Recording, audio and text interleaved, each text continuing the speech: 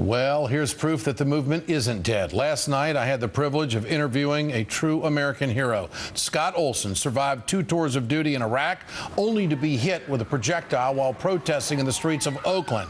He is still recovering from a head injury, which makes it difficult for him to speak, but he's a fighter. Do you regret going out there? Not at all. Will you do it again? Yeah. And why are you out there?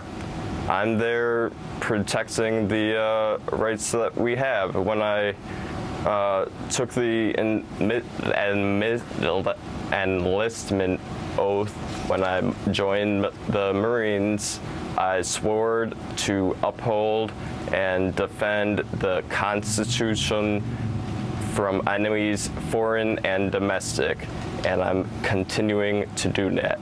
Joining me now, Robert Greenwald, the founder and president of Brave New Films. Robert has launched a campaign called Who Are the 1%? Also with me tonight is Jesse LaGreca, Occupy Wall Street protester and activist and freelance journalist. Gentlemen, thank you for your time tonight. You know, that's powerful stuff. I mean, this is a guy who was hurt through no fault of his own. In fact, he was on his text messaging somebody on his cell phone, gets hit in the head, loses his speech, comes back, he's poised, he remains optimistic and vows to keep up the fight. Mr. Greenwald, what does this say about the 99% movement?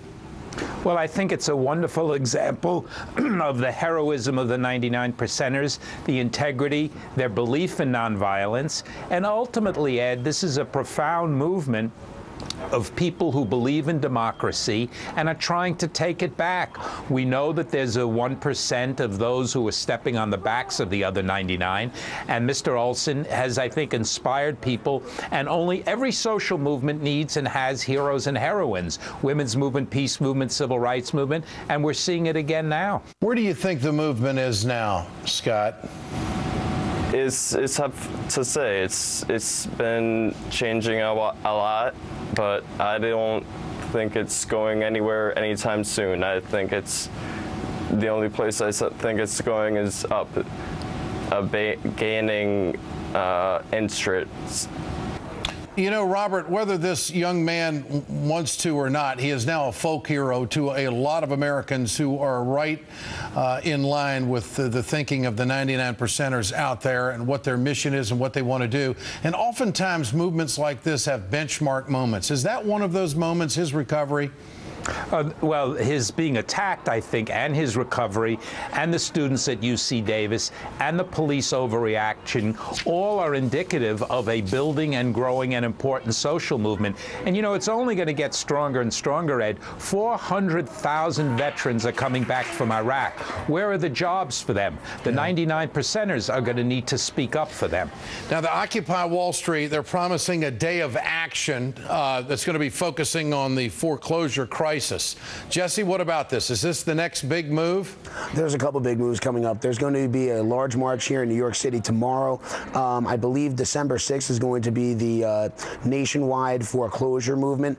Then you have Occupy Congress coming up all next week. We've got stuff planned for next year. Our problems are not going away, so neither are we. I mean, is this, guys, is this the way it's going to be for 2012? What do you think, Robert? Yes, no question about it. The profound inequities in our country, the structural problems, the fact that the 1% have so exploited the other 99%. We've got huge issues, and thank goodness for the heroes and heroines of the Occupy movement, and they're standing up, and they're forcing everybody in this country to have a discussion I was beginning to worry we would never have. Robert Greenwald, Jesse LaGreca, great to have you with us tonight.